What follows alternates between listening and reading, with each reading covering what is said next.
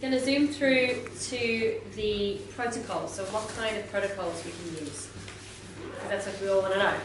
What can you do for your patients? So, a couple of things here. I don't like to only use diet, and in most cases in clinic, I would kind of adapt the protocol depending on the patient. Right? I had a lovely question kind of asked, so what do you do when you see a patient? Do you kind of do a complete overhaul of their diet? And in short, no, because your compliance is going to plummet. Right? If a patient comes in to see you and you all of a sudden go, right, no more gluten for you, no more dairy for you, no more tomatoes or citrus fruit, they're going to go, what the hell do I eat? And they're not going to come see you again. So you kind of do it very, very slowly, and you give rewards. Yeah, rewards being you make them feel better. So the way you can make them feel better with the kind of lifestyle changes, the dietary changes, is by using things like anti-inflammatory herbs, using a bit of homeopathy. Yeah. I'm going to hopefully brainwash you into a bit of homeopathy usage. And that is always going to get a response. You're going to help reduce inflammation and help improve their quality of life. And hopefully that'll motivate them more to create a change within their life. Yeah? So let's look at a couple of bits. So, I always like to talk about, particularly with children, it's nice you can chat to kiddies and go, have you eaten a rainbow today? Because kiddies love rainbows, right? My daughter, I ask her, what do you want to be when you grow up? She wants to be a rainbow. So, but I think we can apply it to adults too. Yeah? So make sure through your day, are you eating a rainbow? Are you having a variety of coloured foods? Why? Because the antioxidant status, yeah, and the variability in the flavonoids that we're going to be exposed to. So, are you ticking the box for your purples and your reds and your yellows and your oranges and your blues and blah, blah, blah?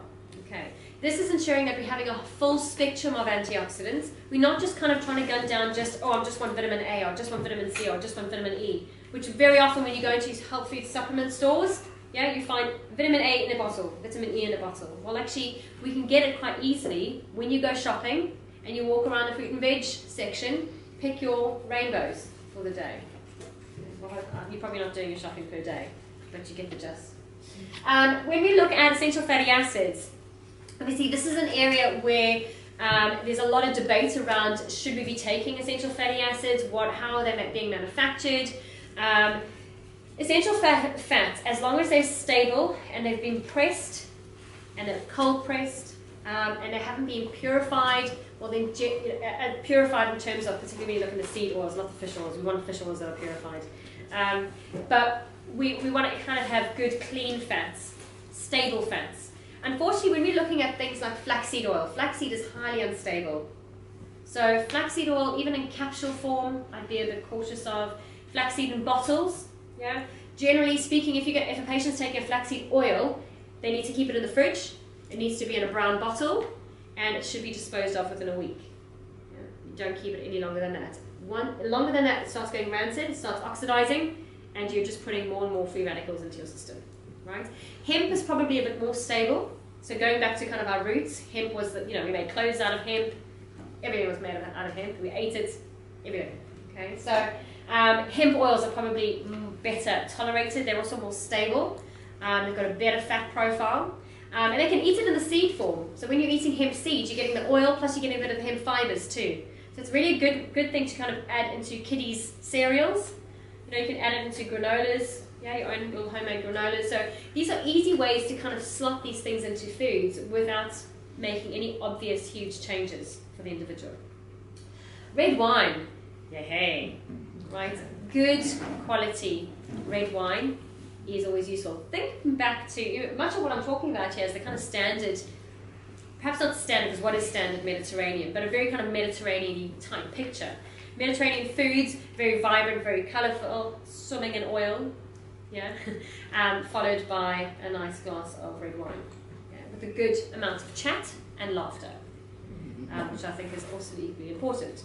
Okay, so red wine, and this is the antioxidant profile. The anthocyanidins, procyanidins, all of these are huge kind of free radical scavengers, so they really help reduce any LDL oxidation. Remember, LDL oxidation is what's leading the atherosclerosis development. Reduction in refined sugars, and this has got a lot to do with glycation end products.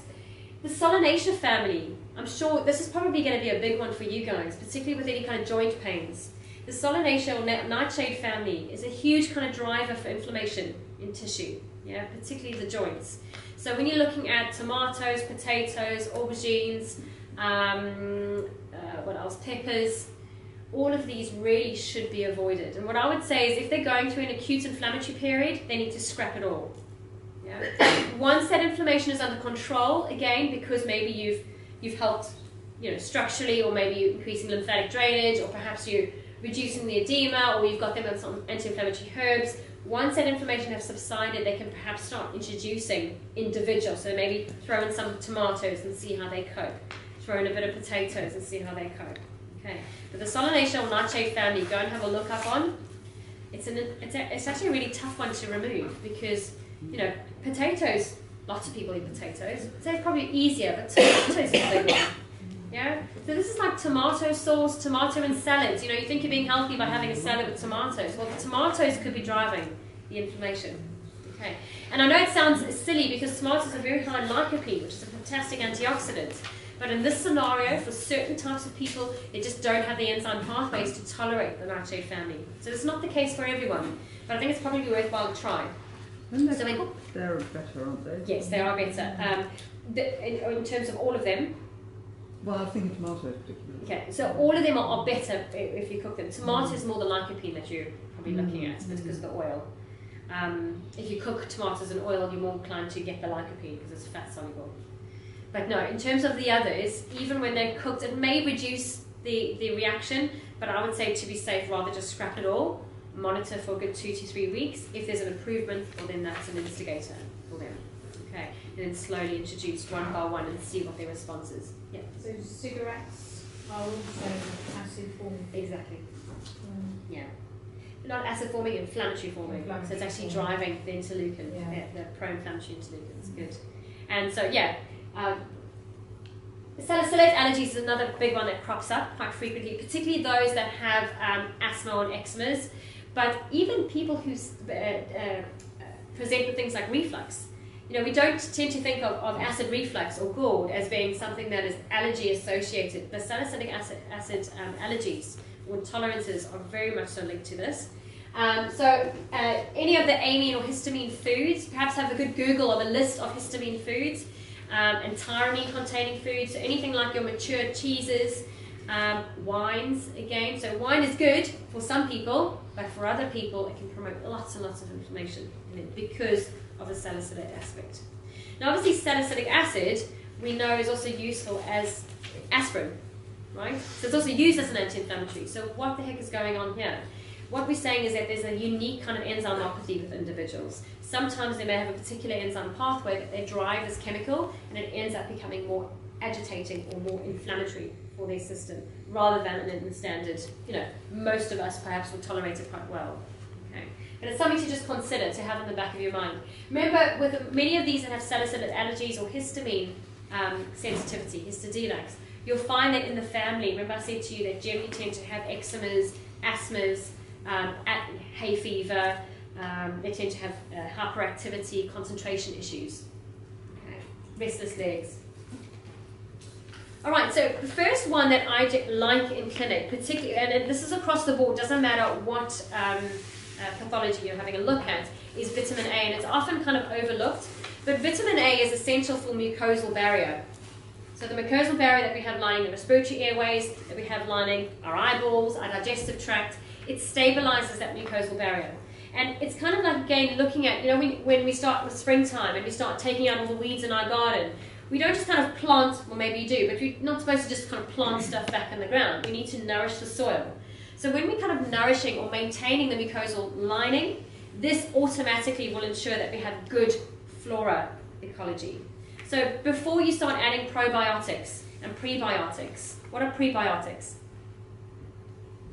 Foods that increase the environment for the probiotics to... Exactly, it's the food, it's like the fast food, yeah, for the flora. So personally, I like to rather use prebiotics and look at establishing mucosal barrier function rather than looking at just giving someone probiotics. Because if you just give them probiotics and they have even a slight mucosal imbalance, In other words, there's a little bit of a leaky gut or a bit of inflammation. One, those bacteria will not colonize, so you're just wasting your money. And two, they could end up moving across the enterocyte. So when the gap junctions kind of release and they move through, it perpetuates the inflammatory cycle. So rather than do that, let's just get the lining, the soil right, and then we can think about what we can grow. Okay. So vitamin A is really good at this. I haven't mentioned in the talk, but something called glutamine. I'm sure you guys probably encountered L-glutamine. It's a lovely supplement, and vitamin A and L-glutamine together is fantastic when you've had cases where patients have been on antibiotics and perhaps they've got a bit of stomach upset and they've just never been well since that course of antibiotics they've had 6 months ago, right? Their stomach is fine, but they still feel like every time they eat, it's just not quite sitting right. Yeah? Normally you find that there's still a bit of residual inflammation hanging on in their gut. Okay, so glutamine, and the kind of dosages that you're probably looking at is about 500 milligrams twice a day. And in terms of the vitamin A, between 2,500 international units and 5,000 international units. So this is for an adult, not a child. Now, of course, we are always concerned with vitamin A in pregnancy. There's always kind of massive alarm bells that rings with vitamin A toxicity in pregnancy. But guys, these were normally massive doses. We're talking 25,000, 30,000 international units. So taking 2,500 international units is not teratogenic. Okay. If the individual's concerned, just go with the beta-carotene. The body will convert what it needs. As long as they're getting beta-carotene with a bit of a fat, so you know, carrot juices with a bit of coconut oil or a bit of sunflower oil or sesame seed oil or avocado oil with the carrot juice, that provides enough fat for us to convert into a fat-soluble or retinol form. Okay. Next one is vitamin D. And there's loads of research supporting the use of vitamin D, particularly with helping with things like T-cell regulation.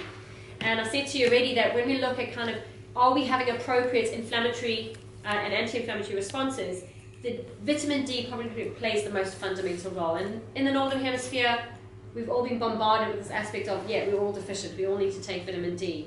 And how much is too much? What should we be taking? When should we be taking it? And how should we take it? So I'm sure you've encountered loads of different types of supplemental forms. I take a spray form. I don't know if you come across something called Deluxe spray. It's quite handy because it's a sublingual vitamin D.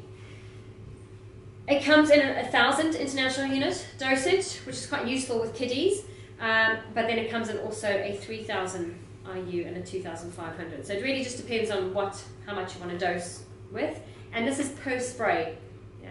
So per spray is 1,000 or 3,000. Now generally I would recommend with vitamin D, you can push it up to 6,000 international units. And someone who has an autoimmune pathology, I would definitely push it up as high as that.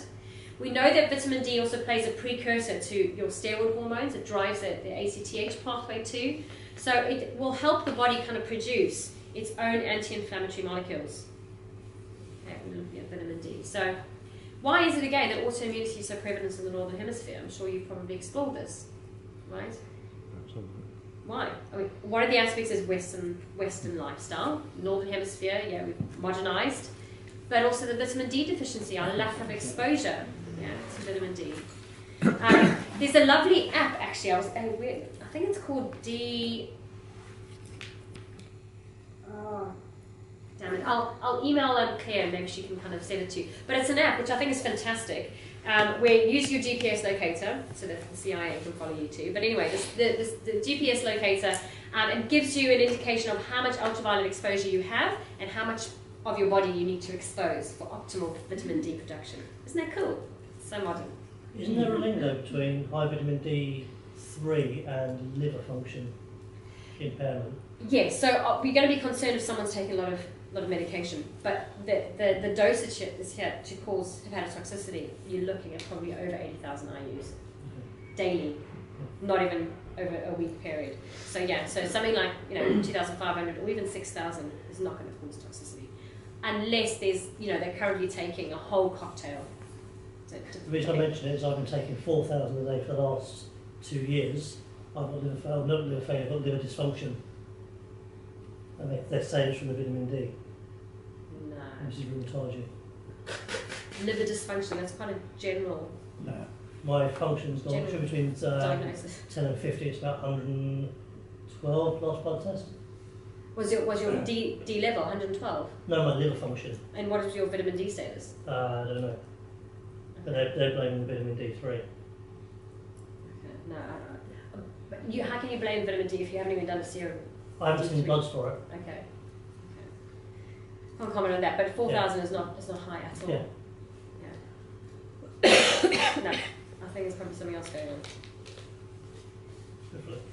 Hopefully not. When it comes to vitamin D, yes, we're concerned with very high doses, but in most cases, with the dose that we are exposed to, and also we're not seeing a hell of a lot of sunshine unless if you're in South Africa. Even in their kind of debate, I think vast majority of the population, even in the southern hemisphere, are also quite depleted because we're all slapping on loads of sun cream, right? So yeah. Very importantly, I've highlighted the kind of key bits that I wanted to stress here. Vitamin D, in terms of studies, are finding suppresses the Th1 cell activity. So remember I said to you the Th1 driving force is very pro-inflammatory. We see a lot of autoimmune conditions falling under this category. So again, kind of reinforcing the use of D3 in autoimmunity. And relatively high-ish doses. In terms of probiotics, now I just chose the 3 that I kind of really like in clinic, but there's loads of different ones that you can have a look at.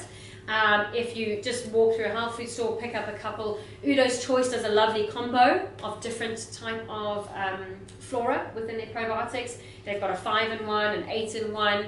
Don't know if you can count it Udo's Choice, but anyway, I just wanted to isolate a few.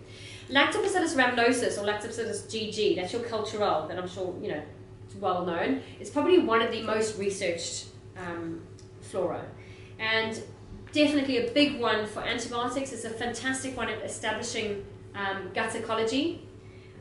It's quite resilient, so it kind of settles quite nicely within the gut. So it tends to kind of reside in, and you start seeing improvements with it quite soon after taking it. So cultural, or Lactobacillus GG, is a favourite. Lactobacillus acidophilus and bifidobacterium. So these are probably quite common, particularly in ranges like BioCare. You're kind of using companies like BioCare. Also companies like Viridian, although I don't think they stabilise these very well. But yeah, again, feeding into this pathway of releasing remember I told you a slide earlier on, antitoxins, releasing anti-inflammatory chemicals to, again, help mediate their own growth. The last one, Saccharomyces boulardii, is not a bacterium. So the other 3, the Rhamnosus, Acidophilus, and Bifidobacterium, these are bacteria. So the Saccharomyces boulardii is a yeast. You may be going, well, why would you want to give someone a yeast? But this is not a yeast that stays resident. So once we ingest it, it doesn't really like our environment, thankfully. And so generally it's transient. So when we ingest it, it kind of does its thing and leaves pretty readily. Okay, so that's the plus side of it. The other side of it is as a yeast, it's resistant to antibiotics. So it's quite a useful one if you have someone who's taken an antibiotic, to put them onto a probiotic like Saccharomyces, because this helps the Saccharomyces colonize the gut flora while the good guys and the bad guys are busy dying. So he kind of takes colony and keeps the gut mucosa happy for a period of time. Once the antibiotic is stopped, you can then stop the Saccharomyces. You could continue it, there's no harm in continuing it, but probably not as necessary. Stop the Saccharomyces and then put them onto the Lactobacillus rhamnosus. Does that make sense? So you're just kind of changing, yeah. Who produces that? Lambus does it with Saccharomyces, okay. but also Optibac is another one that you could use. They do good. They often call it like a traveller's because they give it to loads of travelers. Then they get protozoal infections. Saccharomyces, there's loads of studies supporting its use with protozoal infections. Yeah. And also with Crohn's. So it's a big one with Crohn's, if you have any Crohn's patients. And constantly, not just as I've suggested with antibiotic use, but actually more kind of long-term use of Saccharomyces. I'd heard that the bacteria in kefir withstood the acid in the stomach better than the probiotics in I don't know about the kefir, but definitely a thing like sauerkraut, and probably most likely because of the fibres in addition to with the No, sauerkraut. it was actually kefir. It was a study on television. did it with. Oh, really? I think it was Michael Mosley. Don't know much about that then. Yeah. Don't know how stable they are. No, they distributed. Were they going into spore form at all? Did they talk about? No, they didn't they go go into into that spore? sort of detail. Okay. But they said they were more stable. Yeah. To the stomach acid. Yeah. Well, and it's good that you raised that point, because a lot of these probiotics, the argument is, do they survive the low pH of the stomach? And the answer is no, most of them don't. Most of them get destroyed, which is why companies make them in the 10 billion, the 30 billion, so that all you really need is a handful of viable cells to get into the duodenum. And once they're there, they divide quite readily. Yeah, there's generally kind of a 4-hour turnaround time. But yeah, no, absolutely. This, I guess, with a push with fermented foods has been quite a high drive, particularly with things like kefir and sauerkraut. Because we have, traditionally we would have eaten lots of fermented foods, and we've kind of shifted from that. But we're trying to reintroduce it, particularly with nutritional therapy, getting people to make their own sauerkraut. All right, let's look at a couple of herbs. Now, thankfully, we haven't yet got many restrictions on the herbs. Yeah, they kind of go through phases, right? They go through phases. I think it was back in 2010, 2011, where there was massive talk about removing all these herbs off the shelves, and then that kind of subsided. And so it's still a bit of a grey area. So for what during the time that they're still available, let's use them. Okay, in time they'll be only available, obviously, to herbalists. But while they're available to you, let's get people aware of them, let's get them using them. So the first one was curcuma longa, so that's your turmeric. So I know Lambert's had their turmeric with their curcuminoids quantity in there. But good old organic turmeric powder, you can buy it in the store. If you can find the actual raw root, even better, and ground it yourself. But it is a bit tricky to come by, I think. I don't think it's as easy to spot in stores. But anyway, down regulates the COX-2. So remember I gave you the example earlier on how arachidonic acid drives the COX-2, the pro-inflammatory. Also the lipo-oxygenase pathway, TNF-alpha, which feeds into, again, incredibly aggressive. TNF-alpha you tend to find with lots of acute inflammatory processes. So here we can start looking at curcumin, or turmeric, being applied both to acute and chronic inflammation. What I will say, guys, is that there's lots of talk about, you'll find lots of individuals saying, oh, you can take a tablespoon or you can take a teaspoon twice a day. I would really err on the side of caution with this. Turmeric is hepatotoxic, so I would say just be very careful. I personally wouldn't kind of push it above 2.5 grams. Yeah, so half a teaspoon is my max that I would look at. When you've got someone who's already on drugs like antidepressants, if they're taking warfarin, there's pretty much little you can do. But if they're taking any kind of antimalarials, antidepressants, even statins, we need to kind of look at, or OCPs, oral contraceptive pills, HRT. All of these are going to limit our ability to actually utilize and metabolize the turmeric. So this can be quite damaging to the hepatocytes. Yeah. So with warfarin you wouldn't suggest? Definitely not. The others, vitamin A and vitamin A, I haven't come across any obvious studies, no, with vitamin A. I would probably put it on the lower end of the spectrum. Just how would you prepare that as a root form? Sorry, how would you prepare it as a root form? As a root form, you'd probably take about a 5 centimetre slither. It's probably about the same dosage. Just raw? Yeah, okay. yeah, and you can grate it. Okay. Yeah, grate it and make it into a tea. Someone mentioned turmeric tea earlier on. The root form is way better than having the powder, because when you make the powder, it's like you've got floaty bits and you cough in there. Yeah. So you can also get it in capsule form, which makes it quite easy to then also administer. Yeah. But you also found to reduce this MMP, which I mentioned earlier on. It's again one of these that drive the inflammation pathway, the matrix metalloproteinases. You find that these also particularly have an affinity for heavy metals. So when there's a potential risk of heavy metal exposure, so if you're thinking that is there a lead toxicity, is there perhaps a mercury toxicity, it's these MMPs that tends to also be part of the inflammatory process associated with heavy metals. Okay, so this the reason why I mentioned that, guys, is talking. Hopefully, you ask questions about do they have amalgam fillings. This is quite important for us. Even if they've taken them out, have they ever had them? Because there would have been a degree of leaching. If they were ever taken out, were they taken out safely? Yeah. I had taken out, because I was one of those that it was an era where everyone had amalgam fillings. Had them all taken out, but no one had gear on them. Neither did I. Right? So the amount of mercury that I've probably been exposed to is surprising. I'm not at all cuckoo. Okay. Next one is Boswellia.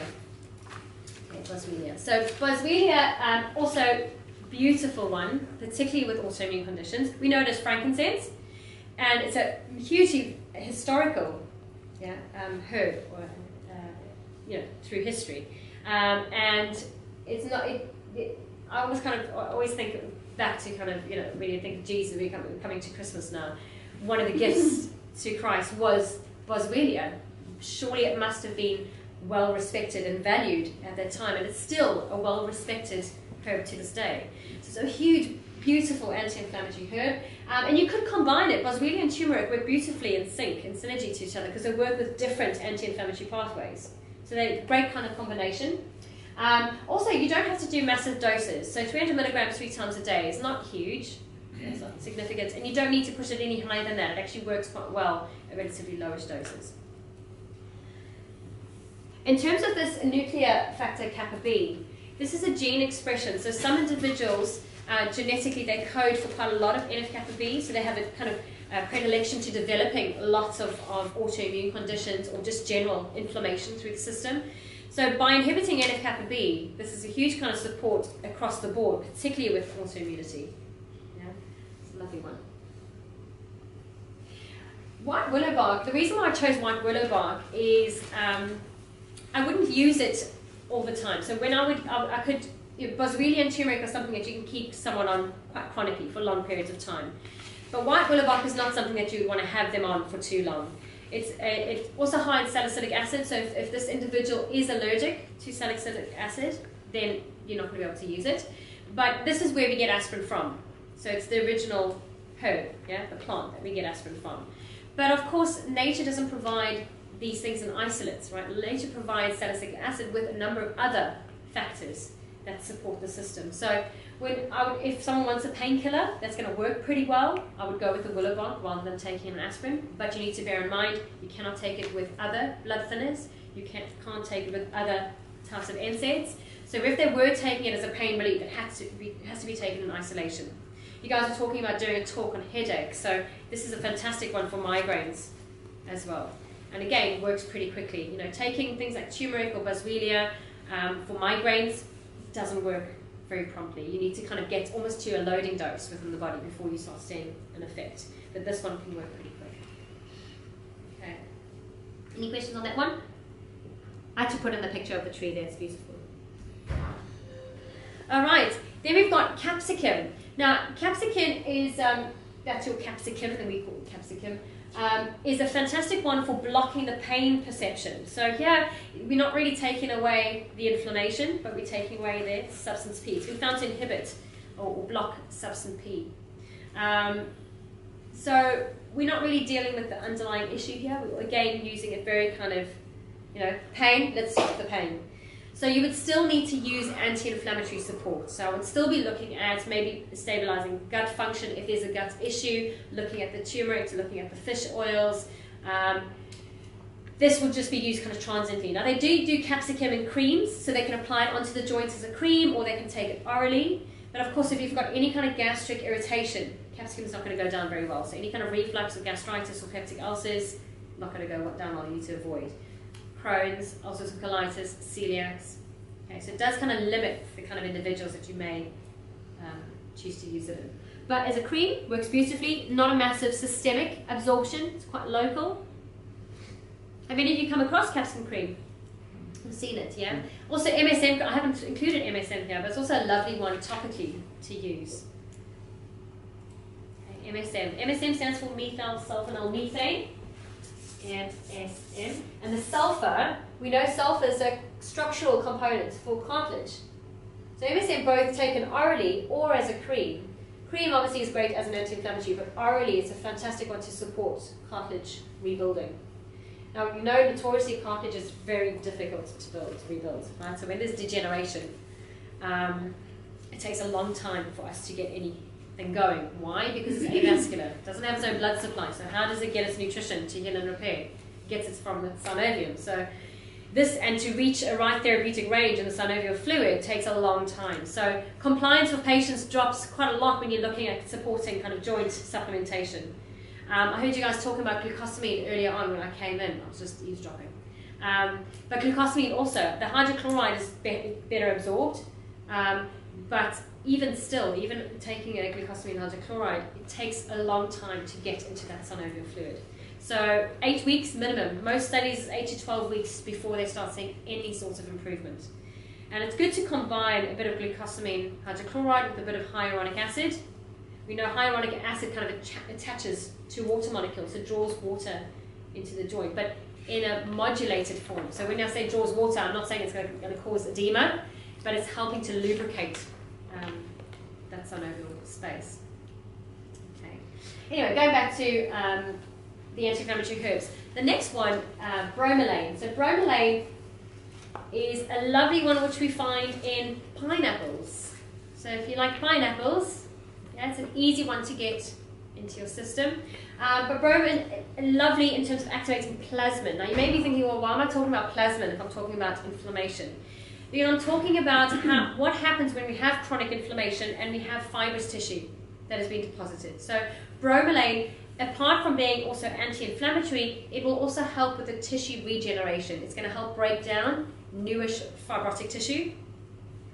So when you've got chronic inflammation, and you know, think of athletes, if you're dealing with athletes, rugby players, football players, cricketers, if they've had any kind of trauma to muscle tissue, they're always going to have fibrosis developing.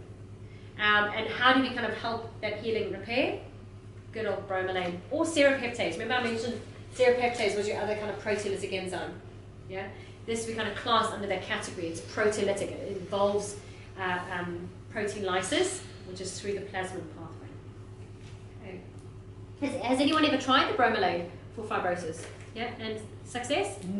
Yeah. Yeah. What was the time interval that you kind of? What was on it for? Was it for yourself? Yeah. Yeah. Yeah. I had it for 2 or 3 weeks, I think. Yeah. Okay. Oh, brilliant. That's quite a short.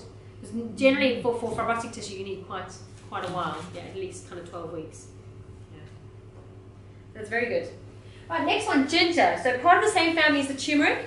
And notice when you look at the roots, it looks very similar. So how the heck do we know if we're buying turmeric or ginger? Well, ginger is just a little bit more pale. Turmeric is obviously a very kind of vibrant yellow-orange. Yeah. Makes you look like a bit like an Oros man. But ginger is less so. But again, it inhibits your prostaglandin 2. That's your pro-inflammatory pathway again. I'm taking you back to that kind of arachidonic acid story. Okay, so inhibits this pathway. Ginger is an easy one also to get into the diet. So what I'm trying to get at here, guys, is that you can either go down the supplemental route, but I always worry with supplementing, we're becoming a kind of nation of pill popping, and we're just kind of facilitating that, right?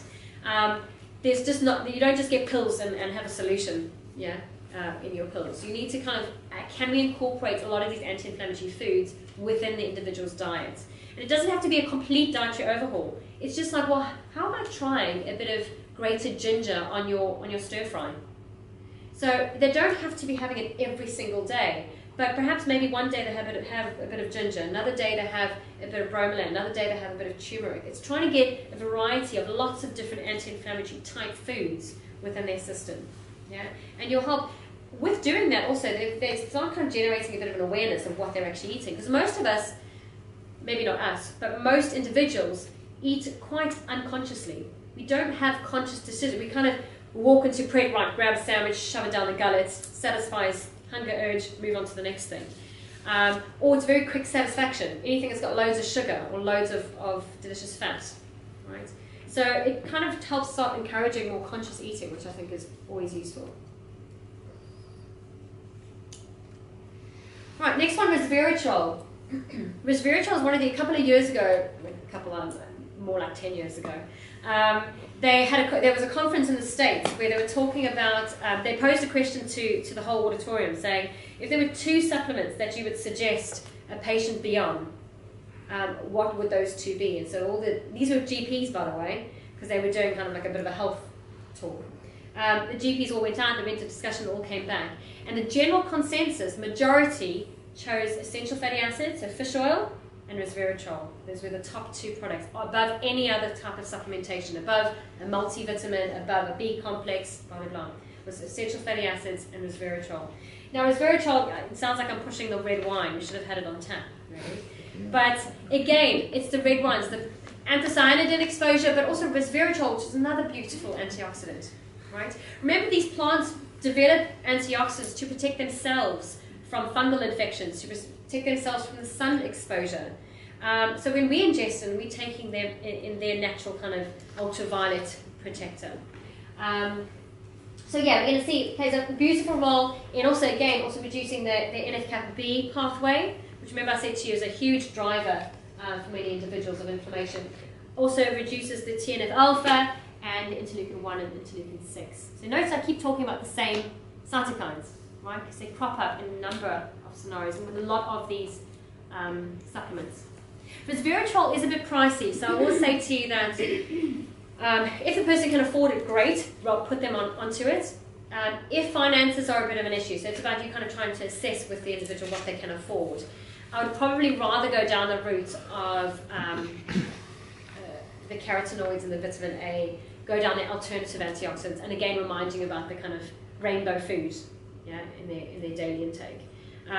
But if they can afford it, resveratrol, you're probably looking at about £55 for a bottle of a good quality bottle. And so, yeah, you might as well be buying a case of wine.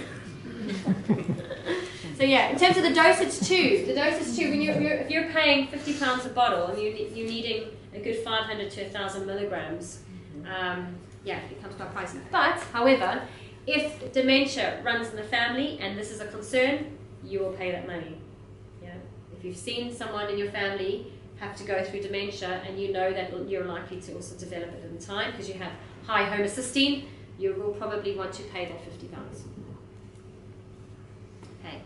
Pycnogenol was one that I kind of added at the last moment because I thought, oh, I do need to add it. Because it was while I was preparing the presentation, I was thinking, what are my kind of key bits that I would suggest? Because I could talk about pretty much all the supplements and the herbs of why they'd be beneficial as an anti-inflammatory, but which ones can you really kind of use a lot in clinic? Now, pycnogenol is one of these that most practitioners probably don't use and we kind of forget about.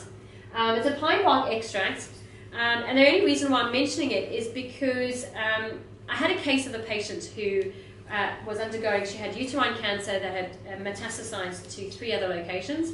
So she was pretty much, she was ready to die and she had, had made peace with it. It was just what we were trying to do is kind of really just manage. It was more kind of palliative care, managing the pain, helping with her kidney function and that kind of thing. So it just so happened that I try to read little papers once a day. I've got an app called Nutri-Ingredients, or I read a bit from Medscape or whatever. I try to just read one paper a day. And I came across a paper that was just talking about pycnogenol, which is not a supplement I'd ever used. And in this particular study, they had remarkable results with using very low dose pycnogenol and massively lowering C-reactive protein. And so I thought, well, let's give it a try. Now, this particular woman, her oncologist had sent me a list of stuff that I couldn't put her on. So he was quite nice. I was working alongside him. He said, well, you can give her whatever, but these are the bits that you can't. So pycnogenol wasn't on this list. So I thought, right, yeah, I'm going for it. So I put her on pycnogenol, and I gave her a low dose because she couldn't afford a very expensive one. Again, you're quite pricey. The 30 milligrams is probably about £24. But really, if you want, according to the studies, you're probably looking at 50 to 100 milligrams, which also, again, starts kind of racking up a bill a bit. But anyway, I gave her the 30 milligrams and just said, just take one a day because I was worried about her kidney function. I wasn't sure what impact it would have. Well, her CRP reading at the time of the consult was 72. Now, if you know CRP, it shouldn't be above 3, right? So it was at 72. She put on the pycnogenol. After 2 weeks, it had dropped to 17. Now, I appreciate 17. She's still over. But to go from 72 down to 17, that was like party time for me. That was like, let's get the bottle of resveratrol out and let's have a big party. Because again, and even the oncologist was like, well, I don't understand why. Because they expected, with the degree of kidney failure, with the degree of heart strain from the chemo, it was just eventually, there was no way it was going to lower, it was just going to get higher and higher. So that was fantastic. So it was a lovely example of just coming across or reading a paper, thinking, oh, let me just try it out. I had nothing to lose, let's try it out, and we had great results, right? I didn't save her, so it wasn't that great, but the point is that we had, you could see a change, and also her pain massively dropped with that drop in CRP. And so that was a plus side, right? What I'm getting at, guys, is that for many of these, you may not necessarily use them or have ever used these before, but you've got nothing to lose by just trying them. Try them and see how the patient feels. If it doesn't work for them, well, then it doesn't work for them. Right? It's not kind of breaking the bank. Yeah? Again, going back to warfarin, are all these contraindicated? Resveratrol, I'm not sure. Pycnogenol, yes. Ginger, turmeric, all of those, yes. Yeah. Unfortunately. Warfarin is awful. Once they're on it, it really limits. So I think for you, if you're concerned with the warfarin aspect, the homeopathy will come into a stronger footing.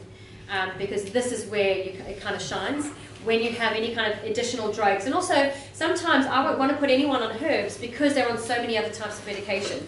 You know, particularly if you're saying someone over the age of 65, most cases they're on 5-6 different types of meds, right? And on meds that are treating the side effects of this med and this med, blah, blah, blah. So just get, you know, and their liver state is just diabolical. So in those cases, I still steer clear of herbs with them. I'd rather use homeopathy. So I'll chat about the homeopathy side in a moment. I threw in the adaptogenic herbs because it's going back to my whole angle of saying that when we have disease, when we have pathology, is it perhaps maybe the pathology is as a result of us failing to adapt, of our inability to adapt to a stressor, right? So when we look at adaptogenic herbs, we kind of coined this term adaptogenic, saying that they help the body to adapt. Yeah, whether it's adapting to an emotional stressor or a physical stressor, they are adaptogenic. So this is what herbalists kind of class them as. So I've chosen my favorite 4. There's loads of different adaptogenic herbs, but these are probably my top 4 ones. So ashwagandha, which is an Ayurvedic herb. We'll talk about that in a moment. Licorice too. Licorice, we all know licorice. And we probably all know, oh, don't give it to someone who's got hypertension. Right? If they've got high blood pressure, steer clear of licorice. This is not entirely true. Rhodiola and andrographis. So let's have a look at those. With ashwagandha, it's a beautiful herb that supports adrenal function. And what's so lovely about it is it doesn't only, for many of the herbs, we're always worried about kind of overstimulating an organ function. We don't want to kind of keep pushing because we can deplete its function, deplete its energy. So what we want to rather do is support it. And so with ashwagandha, we find this kind of supportive nature. It's more nutritive to the adrenals rather than kind of pushing the adrenals to function. That makes sense. We've got a spectrum of fatigue and exhaustion when it comes to the adrenal glands. I'm sure you've come across this kind of talk. Oh, I've got adrenal fatigue, or I've got adrenal exhaustion. So fatigue is when they're on their way to the exhaustion, right? So exhaustion is bad stage. We don't want to get to that point. When they're in the fatigue stage, there's still a degree of pretty good adaptability, right? And ashwagandha works really beautifully in these scenarios.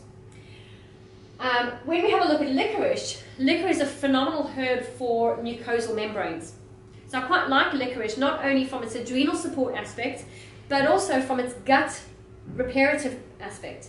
So I've spoken about vitamin A, so here we have a supplement which we could use to support gut function, to support the mucosal barrier, but licorice is a lovely nutrients again for that lining. And this is why they put it in many antitussive type mixtures, anti-cough, you know, your coughing syrups. It wasn't just because it helps it taste a little bit sweet, it was also because it actually had a nice kind of soothing action on the mucosa. Okay. Now, with each of these, by the way, I don't think I put the dosages on here. With ashwagandha, the company Pukka is a beautiful company. Obviously they've sold it, so I don't want to go down that route in terms of the ethics, it's a bit concerning. But what we know in terms of the quality of the herbs were particularly good. So I still think they're pretty okay. But with ashwagandha, you're probably looking at a dosage between 1,000 milligrams to 6,000 milligrams. Okay, when it comes to herbs, the dosage compared to supplements is a lot higher. For many of them. It's because herbs, as a dry herb, it's more a food for the body rather than an isolated compound. right? So when you're looking at ashwagandha, what they've taken is they've taken the herb, they've grounded it up and popped it into a capsule. So we're not just getting the active ingredient, we're getting all the other fibers and other types of bits in with it. Right. The same with licorice. Licorice, dosage-wise, I would keep it quite low.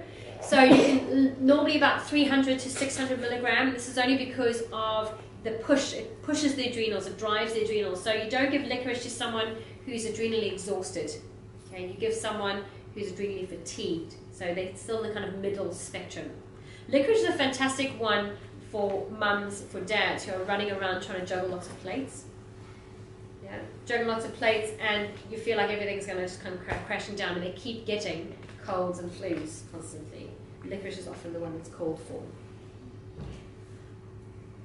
Rhodiola, again, not one that probably you may encounter very often. You probably encounter licorice more frequently. Rhodiola is also a fantastic adaptogenic herb in that it supports the adrenal glands. However, you must be careful with individuals that are quite oversensitive in terms of quite energetic and quite active. So they swing between being overactive and then fatigued, overactive and then fatigued. Okay, so with rhodiola, for people who do suffer from insomnia, probably not a great herb to give. I'd rather kind of go with ashwagandha. Viridian is particularly nice. It's a very Viridian don't use fillers, by the way, in their supplements, so it's quite nice and clean. And then my last one is andrographis. Now, andrographis increases the ACTH pathway, so that increases the stimulus for the adrenal cortex by increasing the ACTH production. So we also find andrographis is great for the immune responses. So it's not just as a result of driving cortisol and being anti-inflammatory, but it also helps with reducing the interleukin production, right? And helps with better T-cell regulation. So it's quite a useful one with many of the autoimmune conditions. So with autoimmunity, what I would probably think about is getting them onto an andrographis more chronically. So they stay on an andrographis maybe 500 to 1,000 milligrams a day of the dry herb. And then as and when they have a flare-up, take the ashwagandha. Ashwagandha works beautifully, by the way, for their arthritis. Yeah? Really beautifully. Whether it's psoriatic arthritis, rheumatoid arthritis, it's lovely. Okay. And again, ashwagandha is one of those that you can start off relatively lowish. You can start off maybe 1,500 to 2,000 a day, and you can push it up, yeah, depending on the individual's tolerance. Right. Do you think any of you would use some of these herbs? Yes, no? Maybe experiment a little bit, maybe on yourselves. Okay. So let's go with the homeopathy quickly.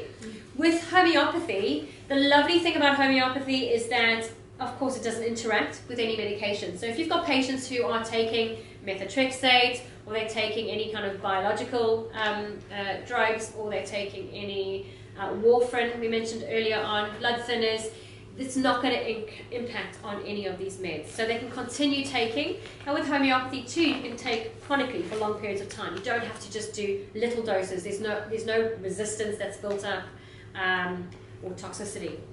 The only thing you may have to be cautious about is if there's a lactose intolerance. That's all. Because the actual tablets are lactose based. If you can find a homeopath that does injectables, or if you yourself decide to go down the route of using injectables, in Germany they use loads of heal products as injectables. They come in those little vials, and you can actually use those. Yeah, you can use water. those, or you can buy. Traumil does it in the liquid yeah, bottle. if you put those in water, if you put the drops in water. Yes, yeah. you can use those as well. Yeah. So the vials as injectables, they can be intra-articular, intramuscular.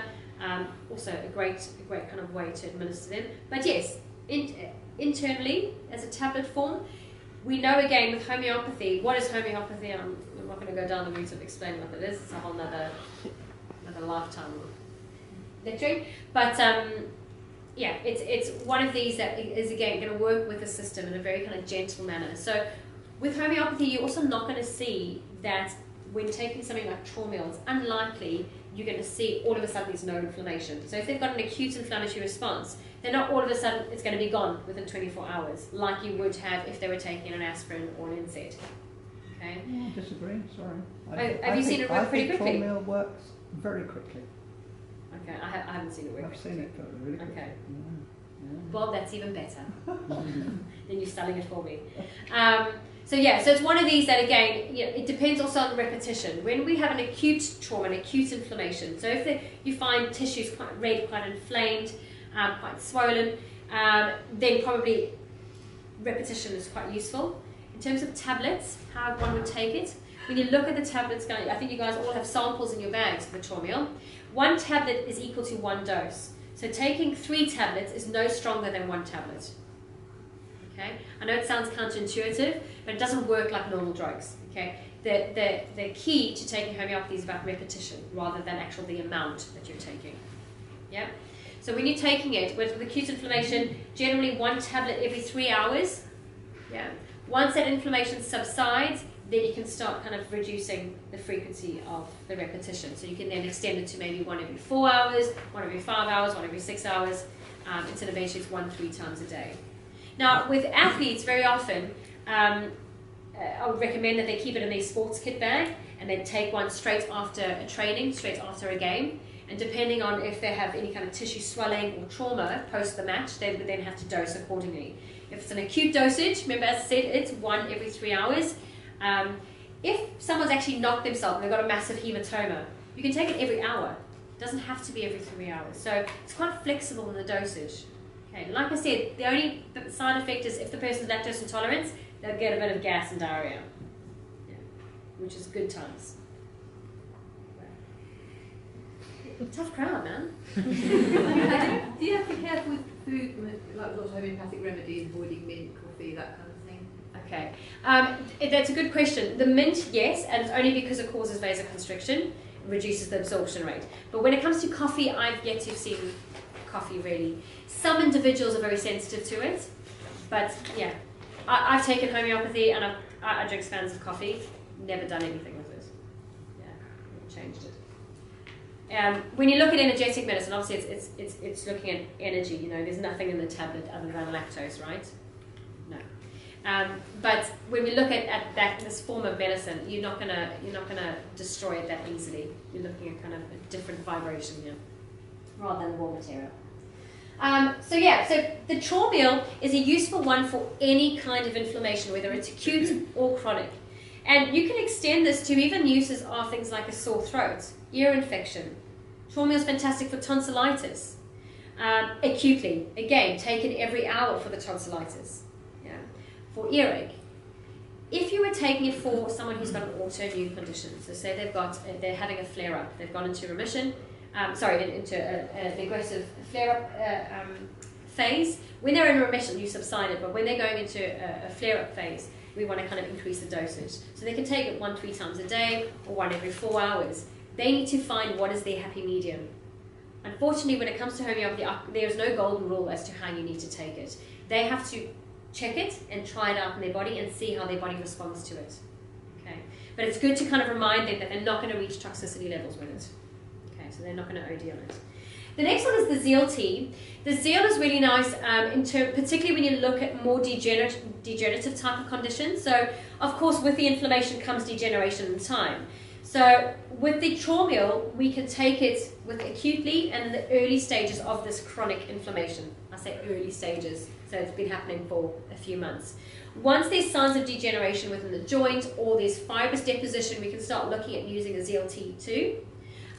But we can also use both of them at the same time. So they don't have to be used independently of each other. They've got totally different ingredients. Okay. When we look at Traumeel, in terms of the kinds of remedies that we have in here, we've got remedies that are supporting the vascularity of the tissue. We've got remedies that are down-regulating inflammatory cytokines. We have remedies also that are supporting connective tissue, so both ligaments and tendons. When it also looks at immune function, the macrophage activity, it increases macrophage activity, particularly arnica. Yeah, hence why it's very useful for bruising.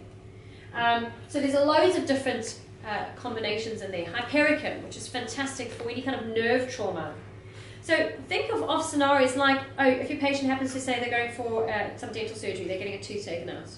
Well, recommend some trauma. If they've got it at home already, they can take it. The arnica in here is not going to be a dosage high enough to cause bleeding. Yeah, because I don't know if you're aware, but arnica taken prior to a surgery can increase the risk of bleeding, but post-surgery, no. Post-surgery it will reduce it. So yeah, the Traumeel is not going to have that same effect.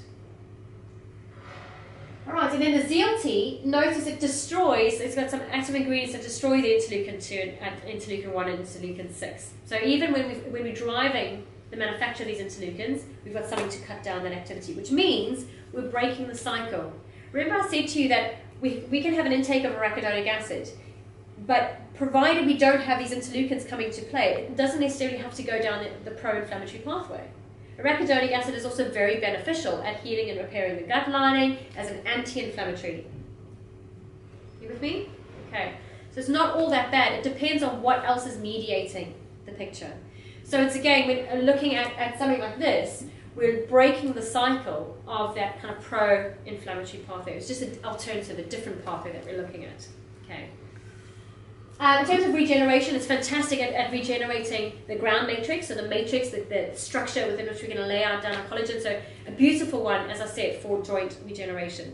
Again, you're not going to see the results super quickly, but it's something that they can take for long periods of time. I've got it's interesting, I've got my father-in-law, he's got osteoarthritis in the hip, and I gave it to him, and within 3 days he was like, I feel fantastic. I want to climb up ladders. I want to dance. And he's Greek, so they like doing that little sort with the Greek dancers all the time. He loves dancing. So with that, I mean, he was hobbling around everywhere. I mean, it was hugely incapacitating for him, and he, it was incredibly frustrating. Within 3 days, he saw a result with ZLT. I was totally amazed. I normally would never see as quick a response, but obviously his body wanted it. His body responded to it beautifully. And guys, this is also a great way to get to, you can sell your healed products. Sell Biopathica. I don't work for Biopathica, by the way. I'm not getting any kind of kickback.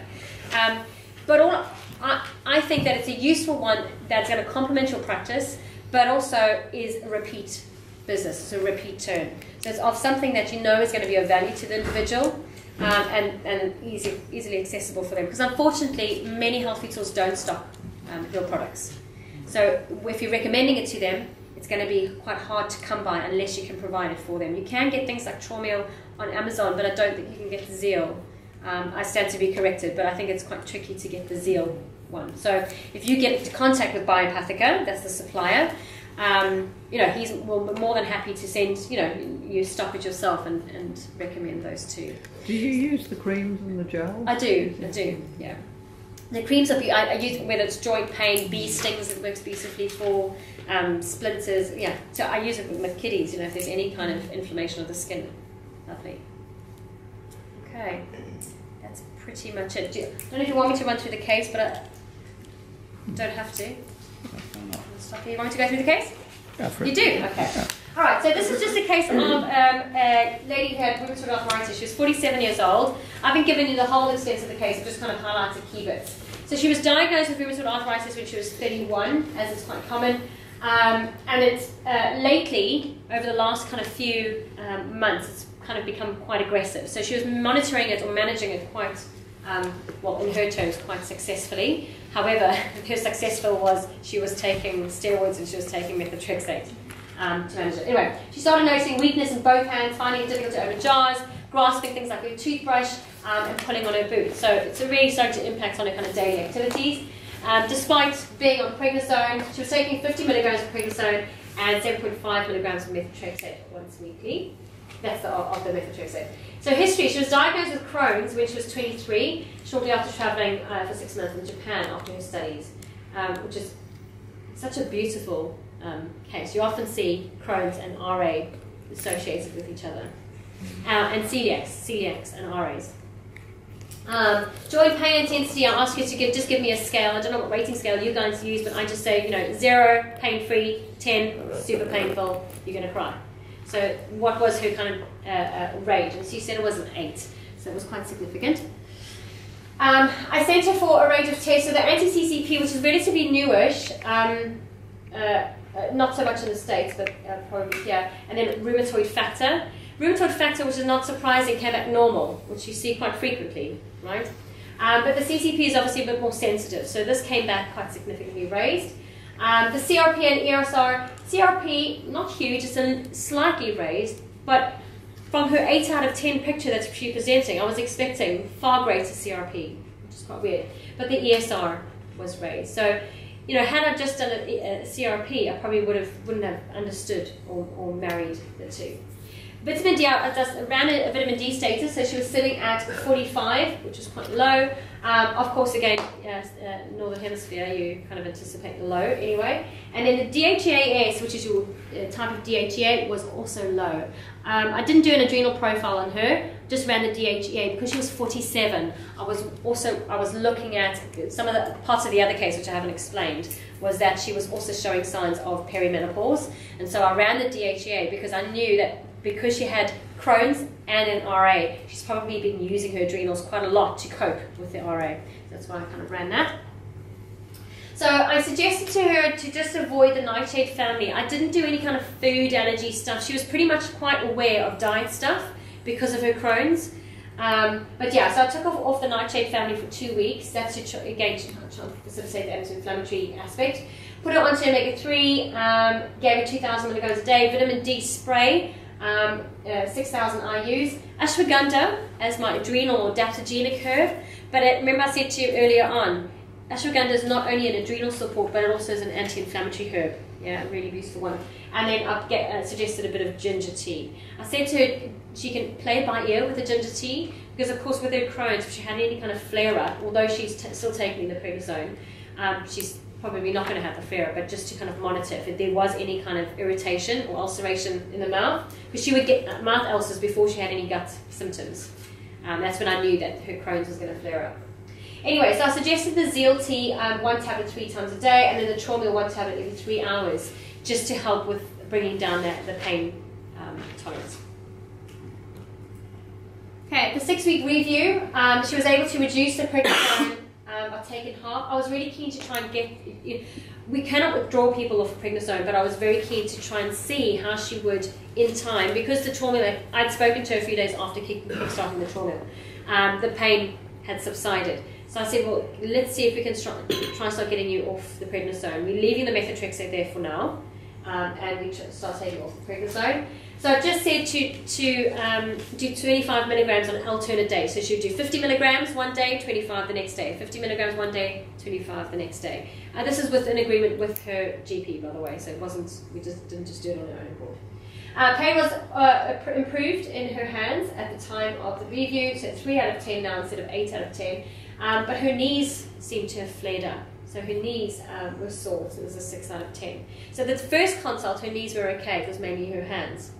And for me as a naturopath, I don't know if you guys are familiar with Hering's Law, but Hering's Law dictates that when the body heals itself, it heals from head to toe. Yeah, it pushes states down. So either from the trunk to the peripheries, or from head to toe. And so because the hands were improving but the knees were getting worse, I saw this kind of moving, Hering's Law possibly moving down. I did give her a homeopathic constitutional prescription, but I didn't mention it because it's not going to make any sense to you. Okay, so that was my interpretation of that there was some kind of dynamic shift that was going on. Anyway, so we continued with the original program, continued with, I said to her not to go back onto the nightshade, just keep it at that, keep the inflammation at bay, carried on with the ashwagandha, carried on with vitamin D, but what I did add was the folate and the magnesium. And my reasoning behind adding the folate and magnesium is we know that methotrexate is a folate antagonist, so it blocks folate usage. And the downside of that, of course, is that when cells are trying to heal and repair themselves, they require folate for the DNA synthesis. So if her body's so low in folate, she's not going to be able to heal and repair tissue very well, right? And if the tissue doesn't heal and repair well, it's just going to keep exacerbating the inflammation. So that was the angle at this stage. She was very nervous of coming off of the methotrexate because of the pain, and because she didn't feel that the prednisone was really doing significant amounts. She felt it was the methotrexate that was doing the job. So yeah, so we got onto that.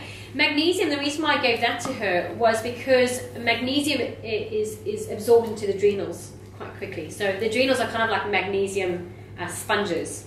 And the reason why I wanted to do this was because her DHEA was really low. I wanted to try and nutritively support the adrenal glands. So rather than pushing them with a herb like a licorice, I wanted to try and kind of give the nutrition to kind of rebuild them before later on trying to increasing their function.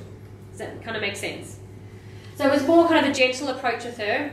And then of course I wanted to try and see how she responded to the removal of all dairy. She anyway didn't have a lot of dairy. She was just, you know, as we all do, she would just sneakily every now and then have a little bit of cheese, or, you know.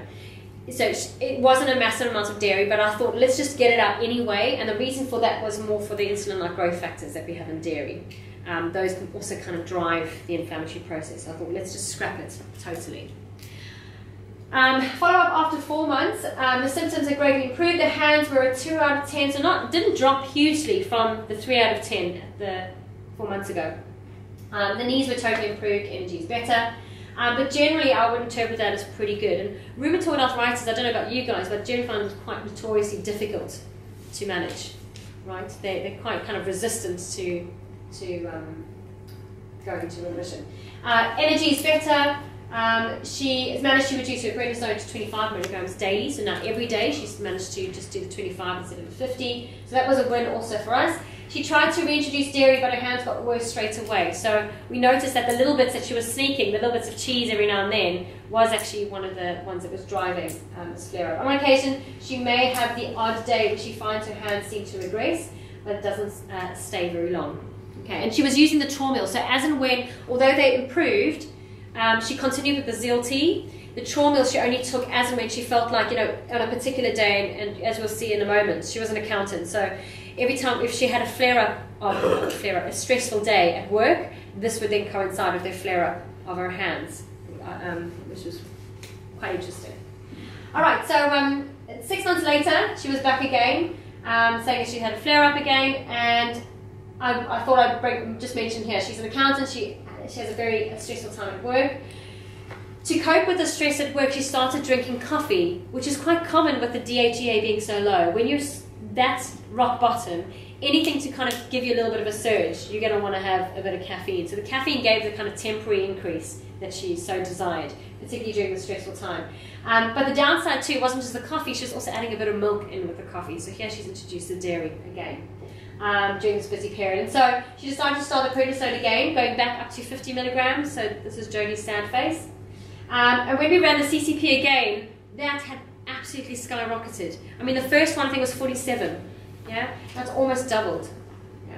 Whereas the CRP also was sitting at 1, now it's at 13.1. So she's had a massive flare-up, and I pretty much put that down to the stress at work. In her position, she had quite a lot of, obviously being female, she had a lot of male co-workers, and there was quite a lot of issues, not just with the workload, but also with the status within the corporation.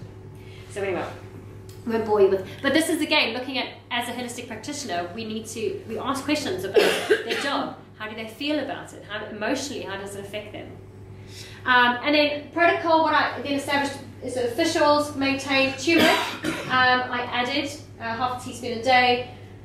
The Traumil, 1 tablet every 4 hours for 5 days, and then to kind of reduce as pain improved. But then I thought, let's change from the ashwagandha, because the ashwagandha clearly at this stage wasn't really going to quite cut it. We needed something really to kind of kick in and drop the CRP and CCP levels. So this is why I kind of kicked in with the licorice. It's a beautiful anti-inflammatory. And at this stage I thought, well, let's just see if she can cope with it. And she did tolerate it really well. The passiflora I threw in there, we haven't spoken about passiflora, but it's a lovely kind of calming herb. It has a very kind of, I always talk about a kind of female energy to it. So I wanted her to kind of nourish that kind of female energy. I sound really airy-fairy now. But that's why I gave her the passiflora. So it was to help with the sleep, help with the rest. We know that sleep is fundamental, not just because it makes us feel good, but because it increases growth hormone production. Yeah, and growth hormone is fundamental for allowing the tissue heal and repair. So we often kind of underestimate the value and necessity for sleep. Okay, and good quality sleep. And then angiographism was, remember I said to you earlier on, is a fantastic one, not just from an immune support aspect. Okay, it helps kind of with the T regulatory cells, because she's got 2 autoimmune conditions here. She's got a huge kind of mixture of signals going on. It's to also help kind of depreciate the Th1 drive, but also to support the adrenals, because it's an adaptogenic type herb. Okay, so so 6 months after that, no stomach seeing for quite a while. Looks and feels good. She feels she's able to cope with stress a bit better. As her hands have improved, she started doing some gardening, which she really enjoys, and she's pleased this has not seemed to exacerbate her hands. She decided to then come off of the methotrexate, which was kind of like, I said to her, are you sure you want to do this? Because she'd been on it for so long. I was surprised how she felt cognitively better in a few days, which I thought also was interesting. Particularly, it kind of reinforced the advocate behind the folic acid depletion. Anyway, she's been able to reduce her prednisone down to 25 milligrams a day again, and is hopeful to try and come off of them in time. And then I had a baby, so stop seeing her. Yeah.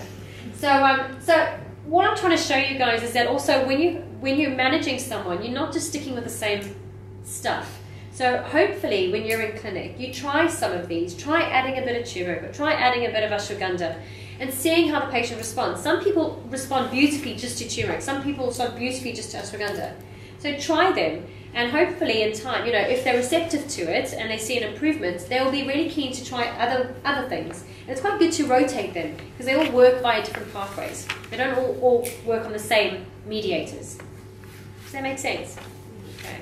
So I'm hoping that you feel a bit like you're able to experiment a little bit more. Yeah? Because nothing I've recommended here, barring the warfarin usage, okay, then you're just limited to homeopathy, but nothing I've recommended really is going to cause any issues, with the patients. Okay, thank you. Thank you.